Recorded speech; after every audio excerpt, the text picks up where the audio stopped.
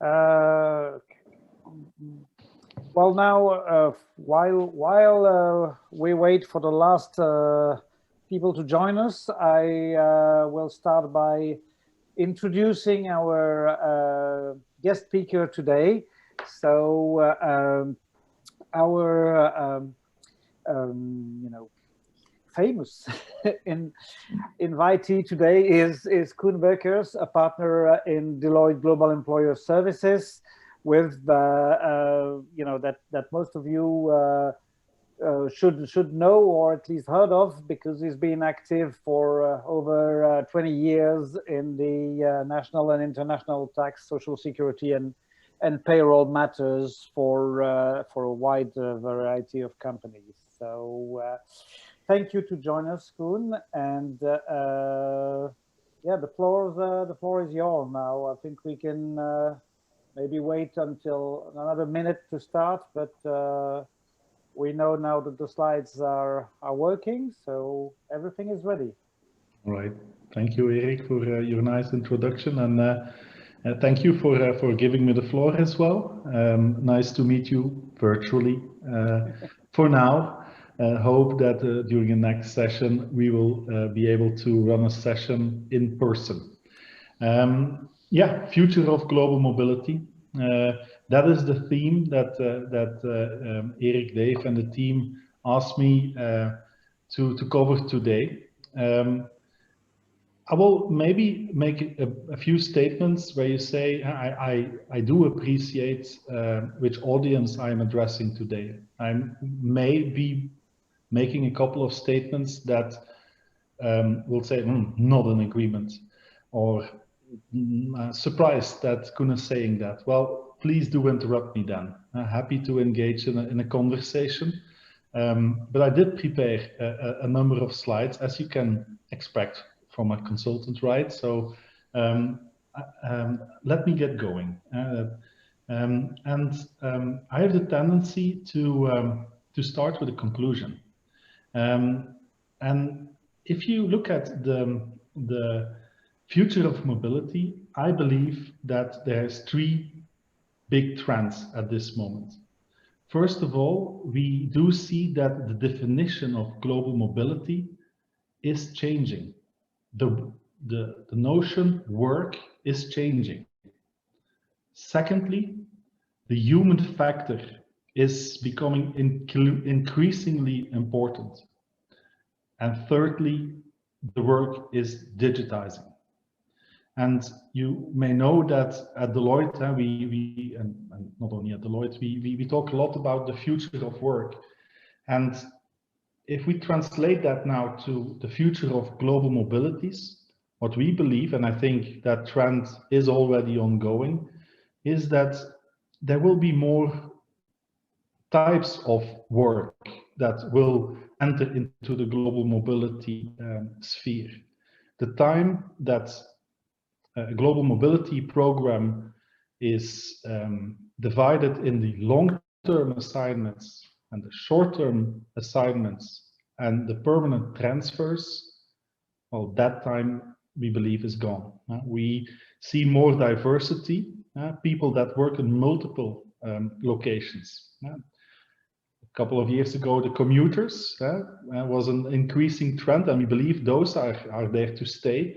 But, and this is the first time, but not the last time that I will mention this, remote work is a phenomenon that will have a gigantic impact on the business.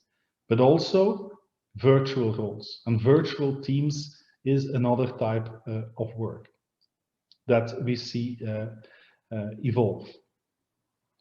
Now, of course, that has an important impact as to how your operations, how your HR strategy is changing, and also your compliance has to be following that.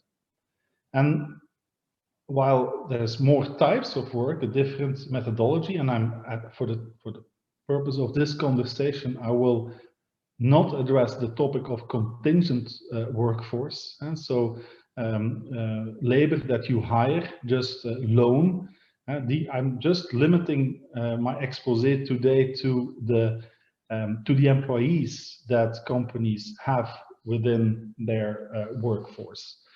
And secondly, the humanizing factor. You will, and certainly this audience will have seen the increased focus on the human factor.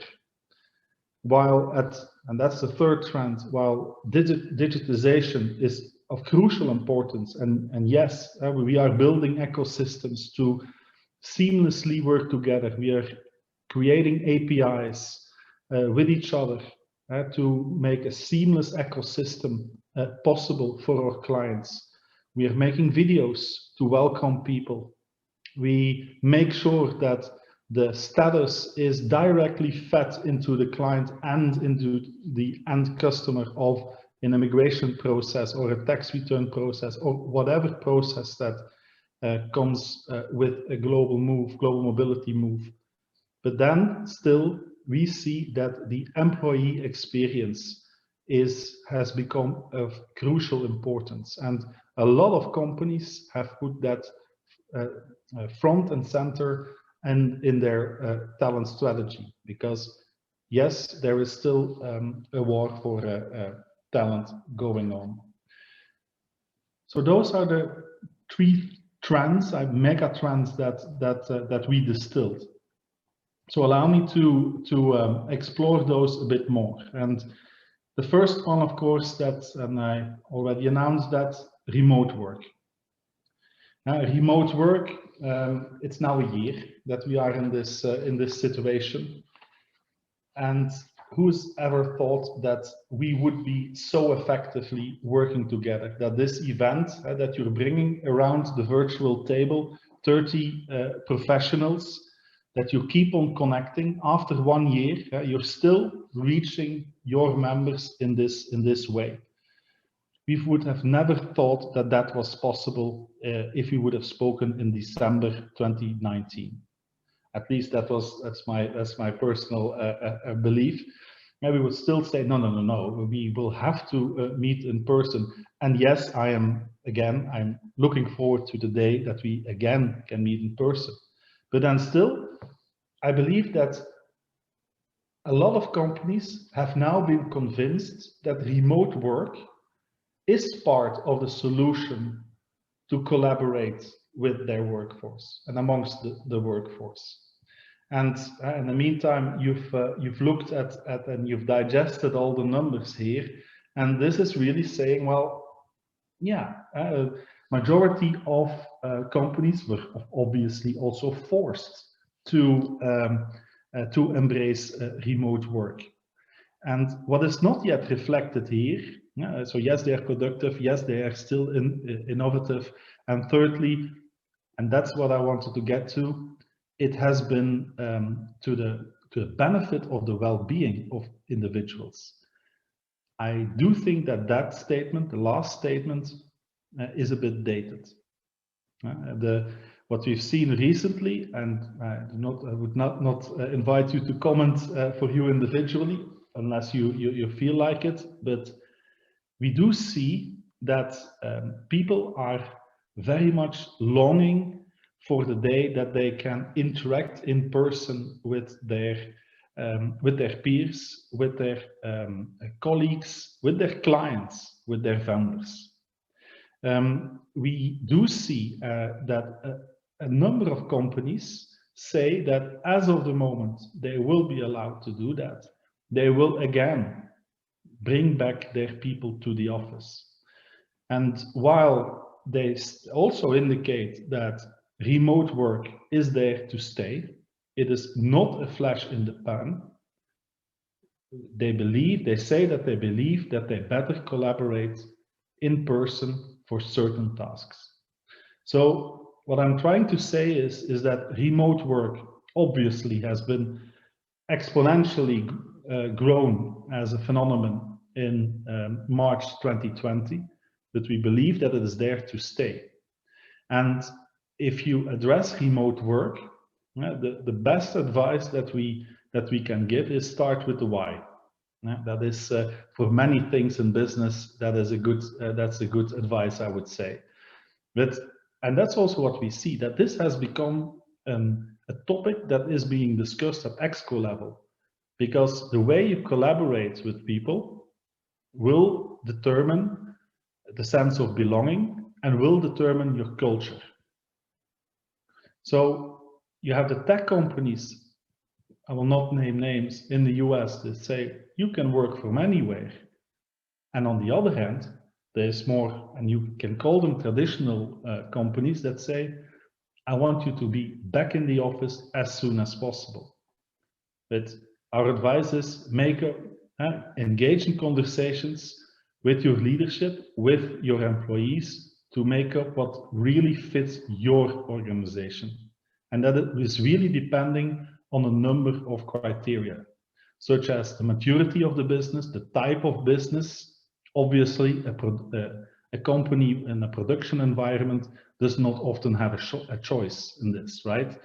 But on the other hand, there's also cloud-based solutions that I think it was in the Tate that the CEO of Showpad was very vocal about the fact that he became a better CEO during the pandemic, and that he will embrace remote work, but will also ask his people to come back to the office. And of course, that has an impact on global mobility as well.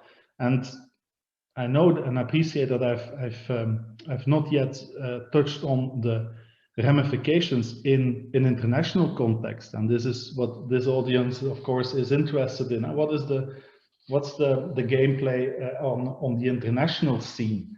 Well, there we see that there's very few companies at this moment who have cracked the code on this. And a large majority of the companies do have a remote work policy in place. That's true, but is it still fit for purpose? That's another question. And what we do see is that at this moment, the majority of the companies have not yet amended their policies following the megatrend of increased remote work. So I'm a tax specialist. So for 5 minutes, allow me to talk tax a bit. And stop me, please, if it's more than 5 minutes. Would like to talk to you about Band-Aids. I just finished a conversation with a US-based life science company, and it was the global total rewards leader who wanted to have an idea as to how EMEA compares to US. In US, there's the state taxes that are important, but I believe that in Europe, if you look at remote work, and from where I sit, and while I'm talking English, you may hear that from where I sit, 10 kilometers there is the Netherlands, 50 kilometers there is Germany, 250 France, etc. So I'm in Limburg, as you may have recognized. Well, of course, in the problem of remote work in Europe is considerably more imminent than elsewhere. Another company, not coincidentally, also in life science, have done an internal survey and asked people, just sending out emails. It was a good survey, I would say. Are you at this moment a displaced worker? That means, are you, since the pandemic, working in another state, country, than the country that you worked before?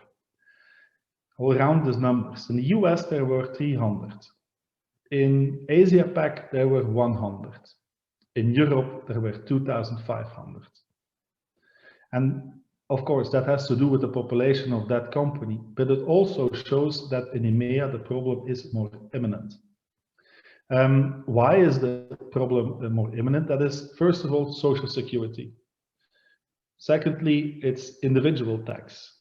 And then there's 7 or 8 criteria. I will not go on and go through all those criteria. If you want to have more information, happy to entertain you on tax for as many hours as you want. But the point that I'm trying to make is that many companies had a policy in place that limited homework for maximum 1 day a week. And that had a reason, because for Social Security, as you may know, if you live in Belgium, and you typically worked in the Netherlands, and you only spent less than 25% working from home, then you pay Social Security in the Netherlands. While if you work more than 25%, it's Belgium Belgium is a country where you pay Social Security on the whole of your remuneration. So that is the reason I believe where policies will have to be changed. Now, for Social Security, but also for tax, there have been a band-aid solution put in place. What I'm trying to say with that is that for social tax and for tax, a picture has been taken at the beginning of March 2021. And that tax and Social Security situation can be applied for the tax returns of 2020 and up till June 2021. So there's still a couple of months left, but then we expect that the band-aids will be ripped off. And we advise companies to be ready for that. I'm afraid it was more than 5 minutes, but I will stop here. Then that was the first trend. So I think that global mobility is heavily influenced by remote work. The question is, who will own remote work? Whose problem is it to solve? I've seen a number of companies in which that hot potato has been thrown over the fence, as that has been the case with other topics such as equity-based compensation in an international context or frequent business travelers. But trust me, this topic will also potentially be a lifeline for global mobility professionals. Because we expect that the number of permanent transfers, long-term assignees and short-term assignees will not dramatically increase immediately once the borders open up again. I'm not saying that there will be no global mobility anymore. I'm just saying that we will not be returning to the same level as pre-COVID immediately. I do believe, also based on the second trend, the human factor, and I think that I've already touched upon it while I was speaking on remote work, that the human factor will be important. So that is why I believe that effective permanent transfers and assignments will still play an important role in the talent strategy. And here, and you may know those, we have the tradition of issuing human capital trends every year. And those are the trends of 21. And this is a booklet of more than 100 pages, and so it's a bit disrespectful to try to summarize it in one slide, but I hope it will resonate with you. And the first one is when 5 years ago we talked about well-being, we were talking a work-life balance. What we are seeing now, and that has become very real, it's blending work into life. Work is now our home. We work at home. And it's being thoughtful about how you design that. Again, being human in how you organize your work. Secondly, it's about learning. It's about unleashing the workers' potential. We asked our people to reinvent themselves in March. We've asked them to work virtually from one day into another. I never heard about Zoom beginning of March 2020. Teams was not yet used. It was Skype at that moment. Who still uses Skype? So upskilling and reskilling the workers is a second human capital trend. And then thirdly, very interesting one as well. That is about, for me, meaningful work. It's the super teams are teams where the transactional work is been done, but by digital tools, by technology, so that the human being, your employees, can take up the more creative tasks, the more meaningful work. And I believe that also in your area of business, this is a trend that you are seeing, that you are using a lot of technology, but then still you need to engage the best talent to convince the clients that you are delivering the best service. And then fourthly, there's also, of course, the trend that you have to make sure that metrics are really embedded in the way that you organize your teams. Cautious of time, so we'll move on to the third and last one. Again, being the third mega trend, digitization, and being a tax consultant, making statements, but there's always a but. And then on this slide, there's 3 buts. A couple of statements, and some of them are again linked. First one is, well, I think that most companies are very proud of how they have been enabling a virtual workforce. And because as such, that is the fact that we are now working virtually is reimagining work itself. And I think that is something that we've never experienced before, that we are auto reimagining the work itself. But then still, remote work and virtual teams, yeah, I think I've mentioned that, create a myriad of tax, social security and compliance issues. And again, also mentioned the global mobility function will change, will have to embrace this.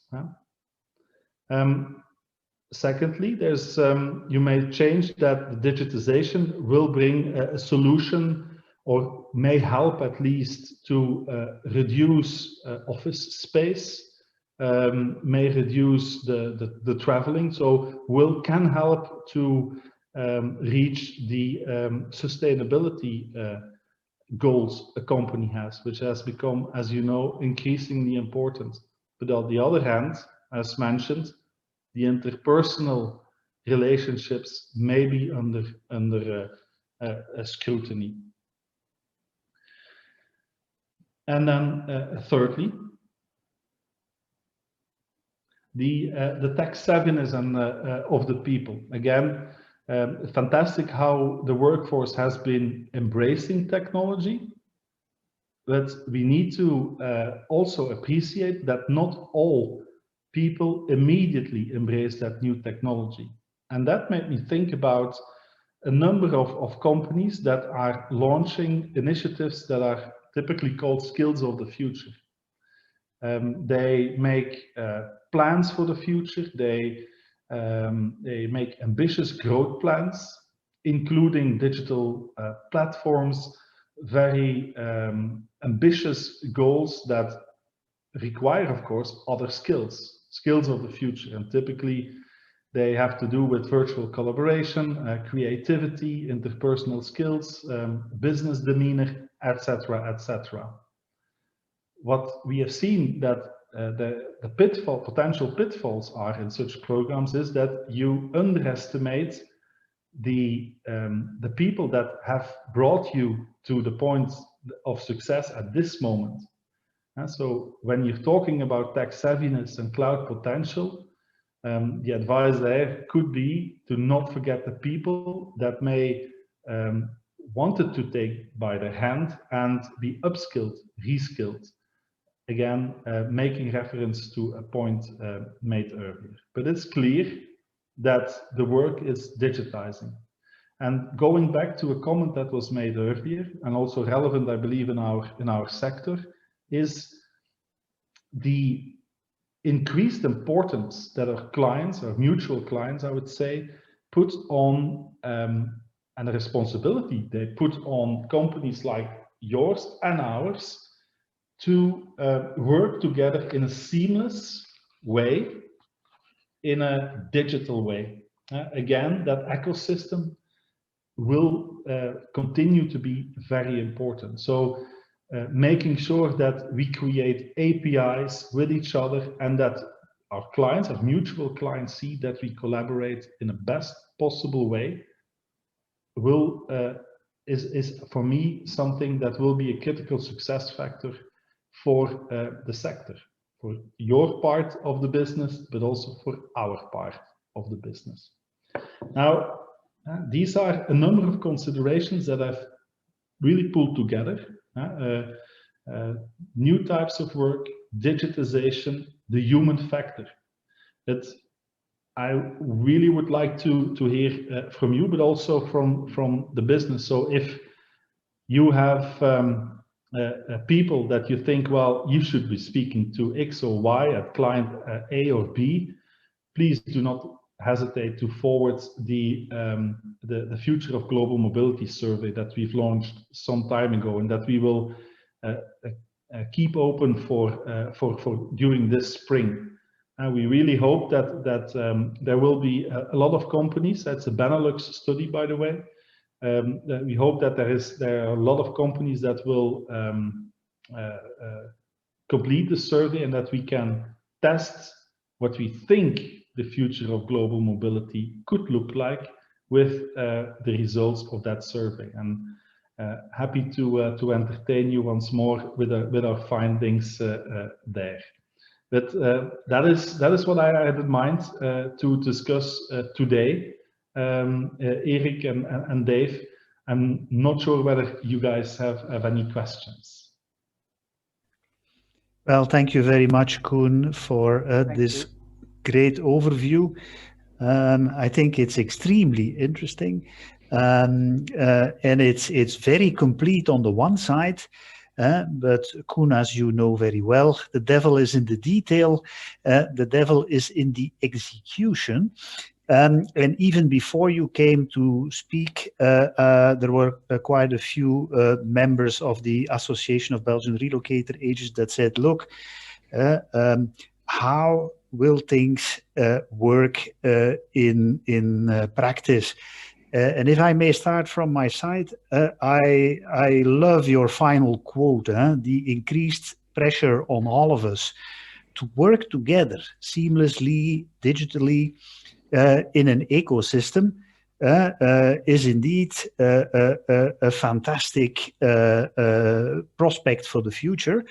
But indeed, the practical development of these things, the making of APIs, for example, as you said, to link online platforms one to the other, and then things like GDPR, and especially in a cross-border world, at least we know that there is work for us ahead. Yeah, absolutely. That's I would think so. Absolutely, as long as people move, right? But you rightfully underlined that one of the elements in your presentation said that quite a few people were happy at home with work life and what have you. On our side, we have also seen a big call out to management. Hey, when can we go back? When can we go back to the office? But because remote working is not ideal for all types of work. And now and then, for the serendipity, for the creativity, for the occasional encounters with colleagues you haven't seen for a long time that help you with that little thing that was missing in your project, the coffee discussions, whereby all of a sudden somebody talks about a private situation that is useful for your business. there is a lot of missing there. And if I take my personal example, Koen, I've been now diligently working more than 4.5 months on a row from home. I'm bored with it. I want to see people. I want to see flesh and blood people, not only digital bits and bytes on the screen. Same here. Same here, Dave. Same here.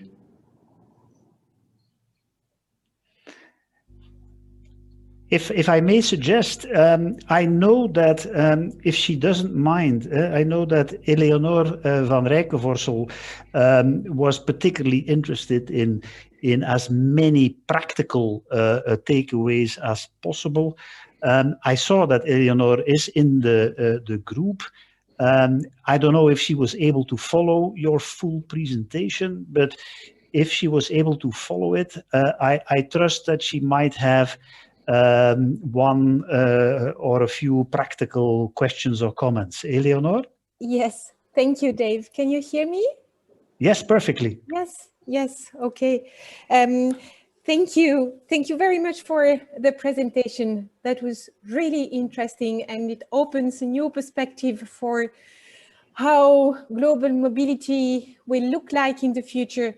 But it asks from us to kind of reinvent our jobs, I'm afraid.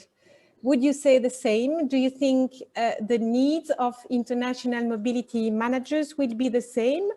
Or will we as service providers need to rethink our service provision? What will be the first priorities? Well, I've also mentioned, and that's exactly what I referred to in the at the beginning of my presentation, I will make some statements that will make you think. So this is what I refer to. And I also mentioned that I believe that human interaction will continue to be key. Yeah. And if I may, and I will abuse every opportunity to pull in some text here, and for Belgian headquartered companies, and for companies who have a decision power in Belgium, can also be international companies, there is a corporate tax reason for executives to move to Belgium. That will not change. Yeah. So those two, that is a very hard reason. That and also, with all respect, a softer reason, the human interaction. Although it can, to my honest opinion, is also very hard. If you go to the culture of a company, I do not believe that you can virtually manage a company. Mm-hmm. You can do that partly remotely, but a managing director of a company will have to move to that country. There. Yes. Yeah. So will your business go away? Absolutely not. Will it be impacted? I'm afraid so. Will you have to reinvent yourself? Yes, because you have been doing that for so many years. So you're used to that. We're all used to that. We are in a business reality. So I hope that I've given a nuanced answer to that. That's an excellent question, of course. Yes, maybe I would like to ask an extra question then. I heard you speaking a lot about compliance, remote working policy. Whose responsibility would that be to draft those policies and think of, and at one hand, the new context, and at the other hand, policies? Do you think that needs to be an initiative from each company taken apart? Or should now mobility specialists have a look into that and a possible contribution? I think that what I mentioned as well, I think that there's a window of opportunity for mobility specialists to become remote worker specialists as well. In addition to the skill set that you've already built up. Which responsibility it is, ideally, and that is what I see in practice as well, this starts or at least evolves to an EXCO conversation. Because we've seen a number of decision makers being very vocal about what they want when the situation goes back to normalcy, how they return to the office, yes or no. And of course, then it trickles down to the policies of remote work. For instance, a Dutch company or the CHRO has made it clear that as of now, 2 days of homework is the standard going forward. Yes. Well, that has big ramifications, and then I believe it makes sense that there's a window of opportunity also for this group to be involved in how you go about that, and maybe also help with the change management of that population. Yeah. Yeah. Thank you. Welcome. Thank you. Can I also ask a question? Cool. Sure. Would you think, so I think that for us it will be more and more complicated. The relocations will be more complex. I'm sure that we will continue to have work, I'm sure, because more than before, the human factor, is very important. It's already, we are living in a very difficult situation, and our services ease it a bit. But do you think we will have more commuters? That is a potential solution as well, huh? I think that's a potential solution to the remote work topic as well. Is that you can, a lot of companies, and you may know that better than I do, but put the threshold of whenever a commuter policy kicks in rather high. That as of 40% in another country, as of then the policy kicks in. Maybe you can lower that threshold. And then, of course, you are also in business, so to say, managing the commuters, managing that program with other per diems, with the expenses related to that. Yeah, but from an immigration point of view, it's more complex. Yeah. And you know, our companies considering that the fact that part of their workforce will be working from home a part of their time, our companies considering the impact that it will have on the housing budgets. Because if people need an extra room in their house for work, and not to mention sometimes two, if both family members are working from home, that has a significant impact with the space needed when you relocate, and therefore on the cost of the housing. Yeah, Eric, I've not heard a company taking this into account, but I think it's a valid comment.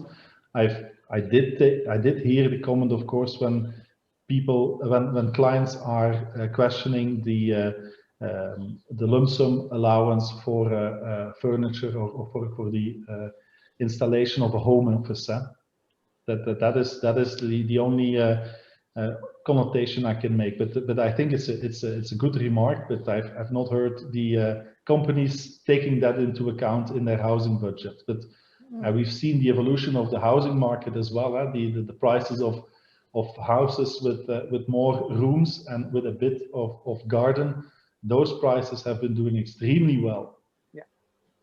But there's a number of financial institutions as members as well. They know this much better than I do.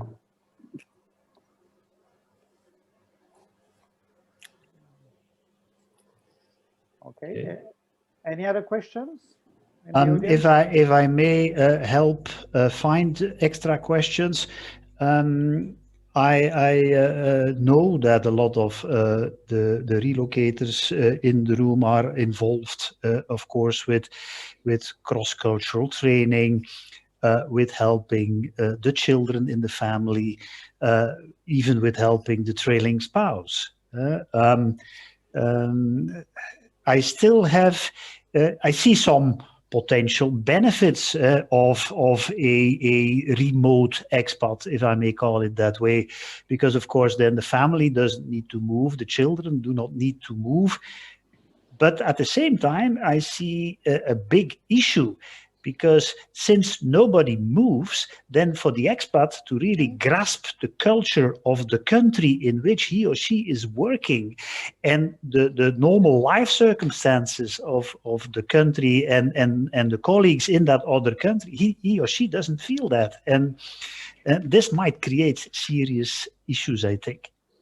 Let me respond by one word, tongue-in-cheek, interesting. I think that in your sector, you know that if an American says interesting, it is maybe not that interesting. They may be not in agreement. Picking up on those nuances without being physically in another country, I think that's one of those opportunities I would jump into.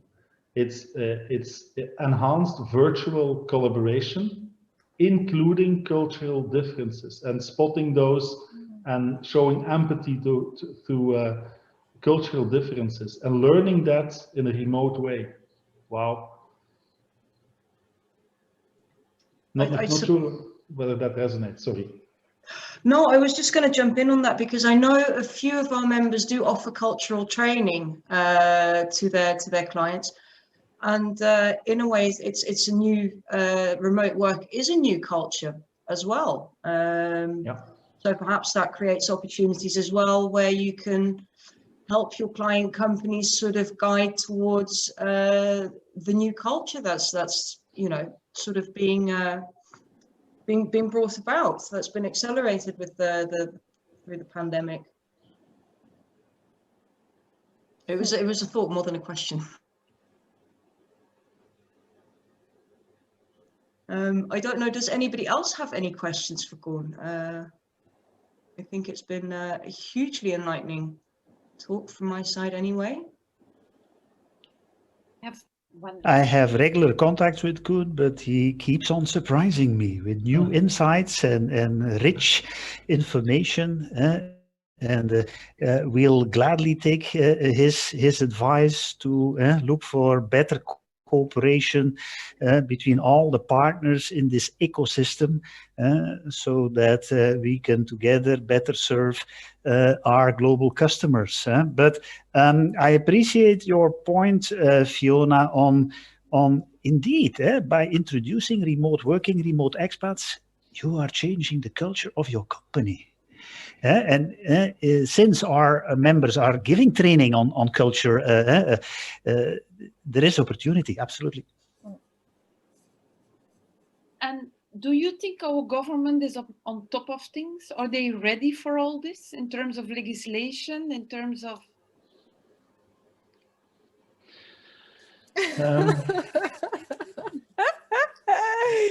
No, but they have time, Deborah.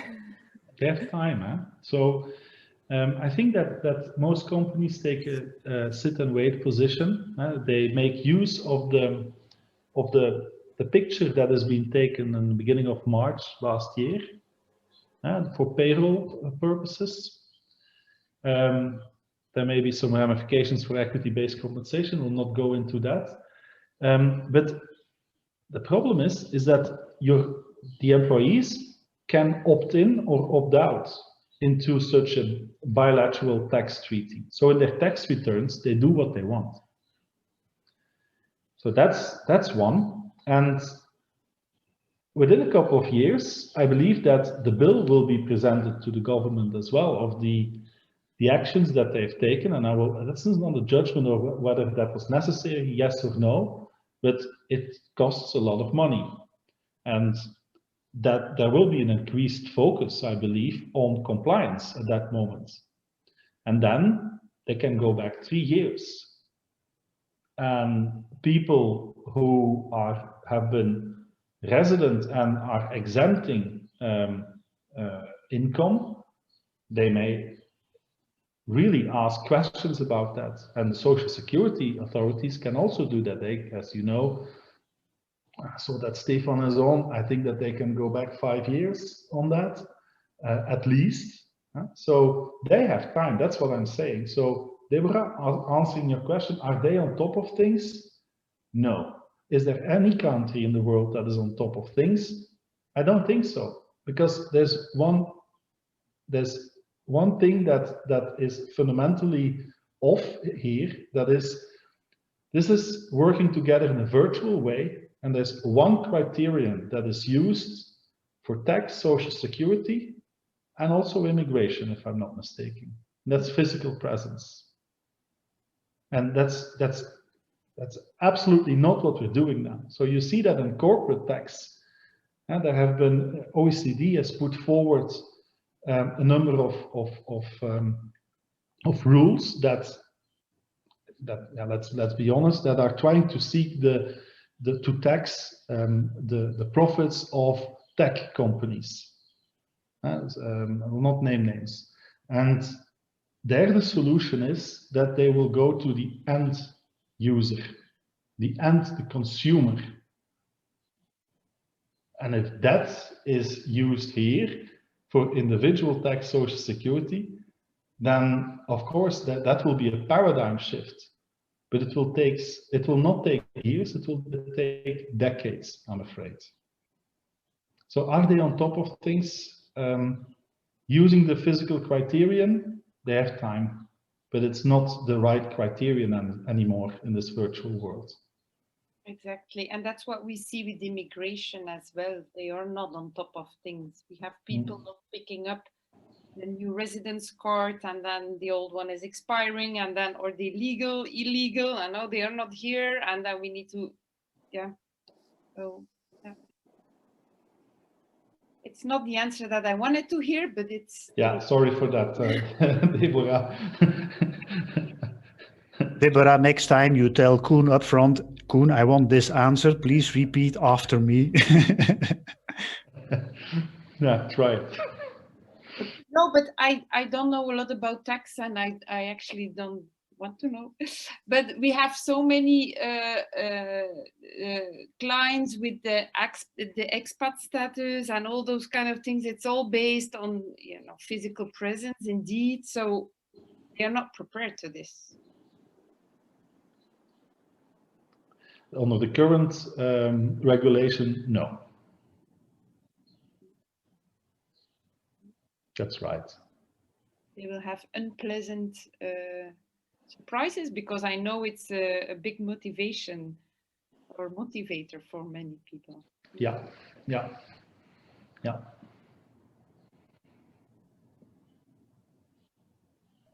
Lovely. I think, yeah, no, the last year has sort of redefined what we consider to be werkbaar werk. I think we first started talking about it back in 2015, 2016, when they were talking about raising the pension age. And this has just given it all a whole new dimension. And I personally, I think it's nice to see that the human factor is becoming more important for people or for organizations. It's not just about working longer and, you know, being able to stay on for longer. It's actually about you know, how you experience your job, how the interpersonal connections are nurtured, I suppose, and grown. And I think if anything, that's one nice thing to come out of this massive acceleration in the digital age. Yeah. Agreed. So I don't know, does anybody else have any questions for Koen? Would we like to wrap? If I may ask something, hey, may I ask something? Are all the companies, hey, are all the companies, I'm just wondering, because sorry, I missed the first part due to some technical issues, but are any companies actually take into consideration the nonverbal communication?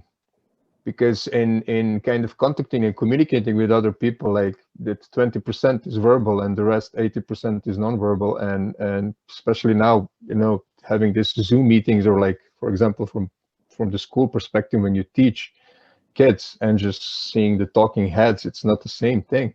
So what about that? I will start, but I hope that you will add on. That is exactly, Milos. I think the first layer of cultural training, where somebody mentioned that the future of work and what virtual work is a shift in culture as such. This is exactly it. And I think that there's a huge opportunity to learn people how to collaborate in a virtual way, including body language, how you prepare for that, etc. Also including the technical details, by the way, the technical details, but also how you present when you get close, when you get to the back, etc. So I think this is also an opportunity for the ones that are used to train behaviors. Let me put it like that.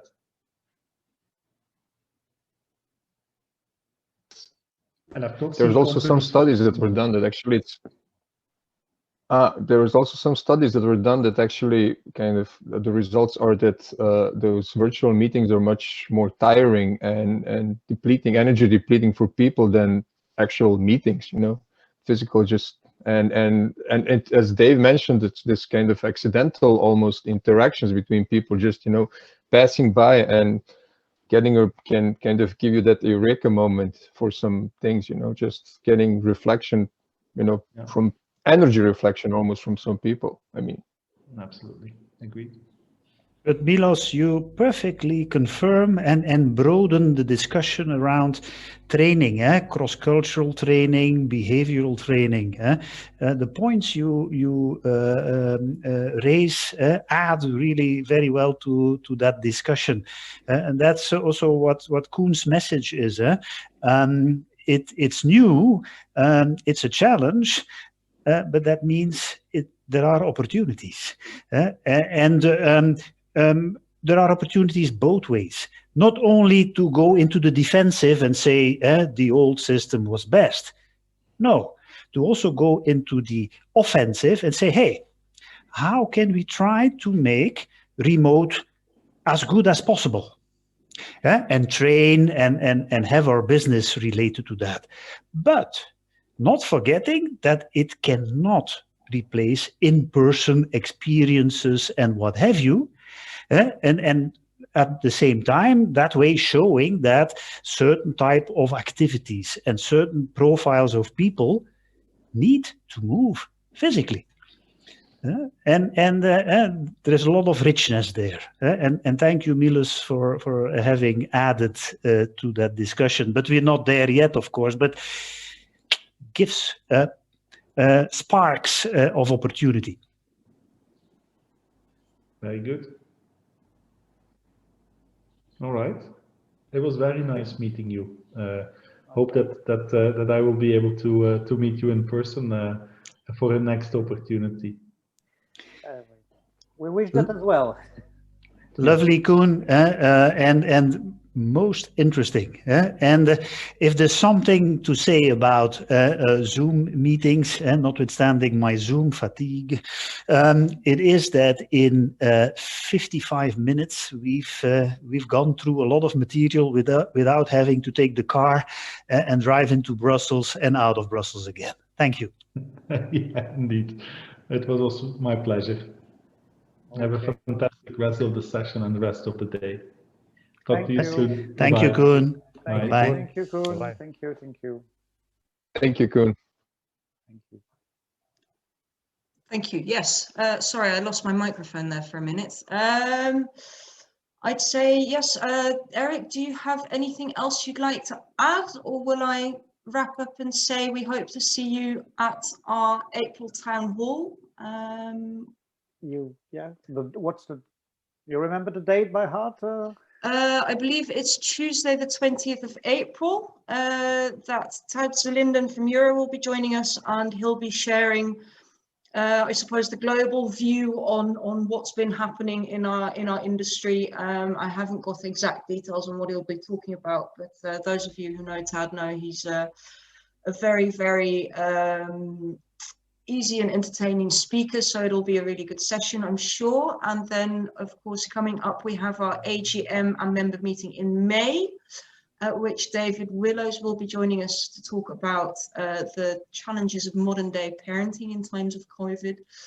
So I'm looking forward to that as well. Then, of course, we're undecided actually whether we're doing a town hall in June or whether we're leaving it for the summer break and coming back in September. So we'll have to keep you posted on that one. But anything you'd like to hear about, any topics, any ideas, please do be sure to share them with us, because we want to make sure we do get the speakers you're all interested in. Oh, and finally, if you are interested in joining the ABRA board, I'll be sending out a notice through Relocate next week, but we do have some openings on the board coming up, so give it some thought. We can always use your support. And the current board members, amongst them myself, can confirm that it is really interesting, fun, and special. Well, we get to decide what you learn about. Thank you, everybody. Sure. Thank you. Bye-bye. Thank you, everyone, for joining. Thanks. Bye. See you again soon and in person.